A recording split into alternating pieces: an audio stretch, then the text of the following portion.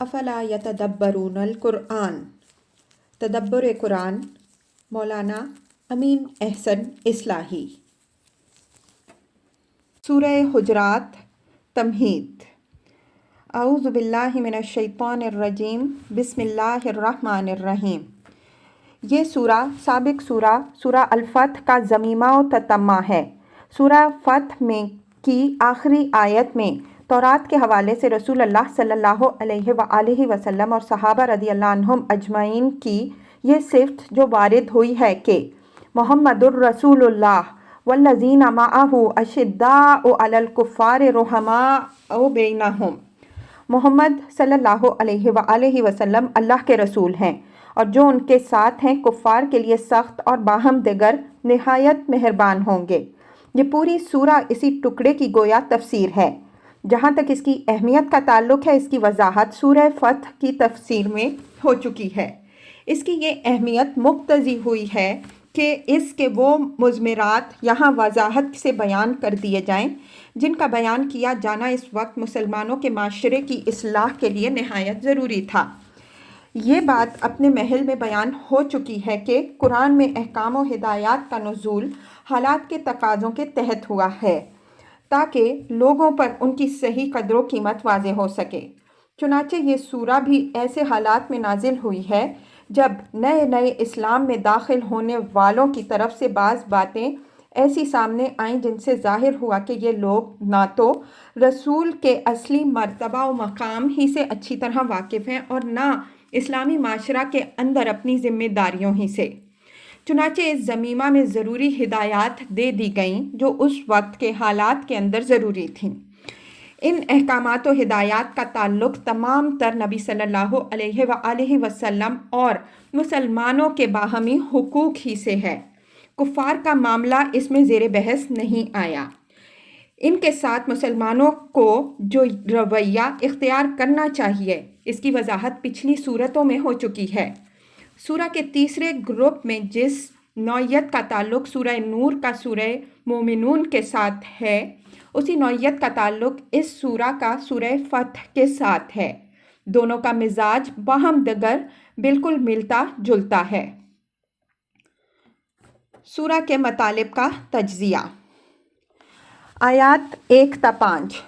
مسلمانوں کو یہ تنبیہ کہ نبی صلی اللہ علیہ وآلہ وسلم اللہ کے رسول ہیں۔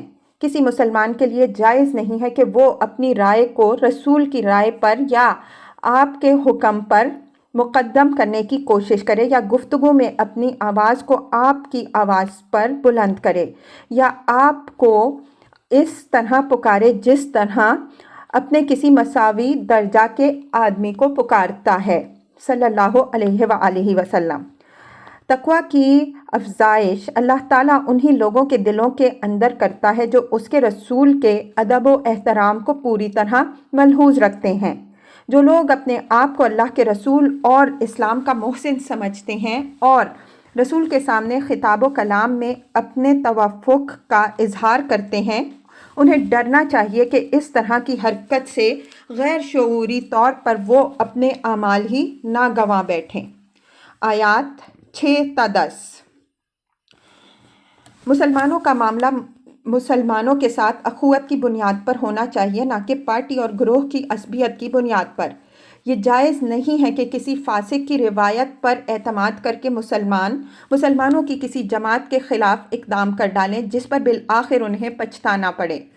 تمام اہم معاملات میں رسول کی صوابدید اور اس کی ہدایت پر عمل کرنا چاہیے۔ کسی پارٹی کو رسول کی حمایت اپنے حق میں حاصل کرنے کے لیے اس پر غلط قسم کا دباؤ ڈالنے کی کوشش نہیں کرنی چاہیے۔ یہ چیز اس فضل و انعام کی ناقدری ہے جس سے اللہ تعالیٰ نے ایمان کی شکل میں اہل ایمان کو نوازا ہے۔ ایمان کا مزہ چکھ لینے کے بعد کوئی ایسی بات کرنا جو اس کے منافی ہے، کفر و عصیان کی طرف رجعت ہے جس سے لوگوں کو بچانے ہی کے لیے اللہ تعالیٰ نے ایمان کو دلوں میں رچانے اور کفر کو مبغوض بنانے کے لیے سارے جتن کیے ہیں۔ اگر مسلمانوں کے دو گروہ آپس میں لڑ پڑیں تو دوسرے مسلمانوں کے لیے یہ جائز نہیں ہے کہ وہ گروہی رجحانات کی بنا پر ان میں سے کسی گروہ کے ساتھی بن جائیں، بلکہ انہیں معاملہ کو حق و انصاف کی نگاہ سے دیکھنا اور ان کے درمیان اصلاح کی کوشش کرنی چاہیے۔ حق و عدل کا پہلو معین ہو جانے کے بعد اگر ان میں سے کوئی گروہ اس حق کے آگے جھکنے پر تیار نہ ہو تو اس کو بزور اس کے آگے جھکنے پر مجبور کرنا چاہیے۔ آیات 11 تا 13۔ ان باتوں سے بچنے کی ہدایت جو دلوں میں نفرت کی تخم ریزی اور معاشرے میں فساد کی آگ بھڑکانے والی ہیں۔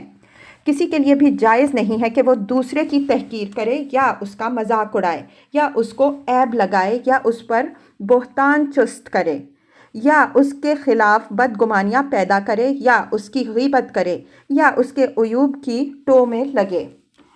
حسب و نسب اور خاندان و قبیلہ کا غرور جاہلیت کی یادگار ہے۔ اللہ تعالیٰ نے سب کو ایک ہی آدم و حوا سے پیدا کیا ہے۔ خاندانوں اور قبیلوں کی تقسیم محض تعارف کے لیے ہے۔ اللہ تعالیٰ کے ہاں عزت کا معیار صرف تقویٰ ہے، نہ کہ نسب اور خاندان۔ آیات 14 تا 18۔ خاتمہ سورہ جس میں اس بات کی مزید وضاحت کر دی گئی ہے کہ جو سورہ کی تمہید میں اشارات کی شکل میں ہے۔ اس سے معلوم ہوا کہ ابتدائی آیات میں جن لوگوں کا رویہ زیر بحث آیا ہے یہ اطراف مدینہ کے وہ اہل بدو تھے جو اسلام کی بڑھتی ہوئی طاقت سے مرعوب ہو کر اسلام میں داخل تو ہو گئے تھے لیکن ایمان ان کے دلوں میں اچھی طرح اترا نہیں تھا۔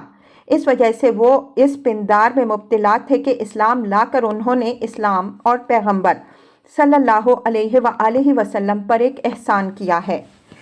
ان کے اس پندار کا اظہار بعض اوقات اس طرح کی حرکتوں سے ہو جاتا تھا جن سے ابتدائی عالمیات میں مسلمانوں کو روکا گیا ہے۔ اب یہ آخر میں ان کو نبی صلی اللہ علیہ وآلہ وسلم کی زبان سے کہلوایا گیا ہے کہ ان کو بتا دو کہ وہ اپنے ایمان و اسلام کا احسان نہ جتائیں۔ اللہ ان کے ظاہر و باطن سے اچھی طرح واقف ہے۔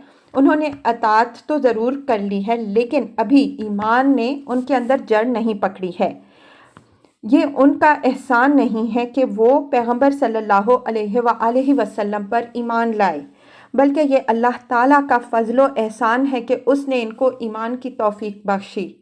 اگر وہ اس کا حق ادا کریں گے تو اللہ تعالیٰ کے ہاں اس کا بھرپور صلہ پائیں گے۔ اللہ تعالیٰ ان کے سارے اعمال کو دیکھ رہا ہے۔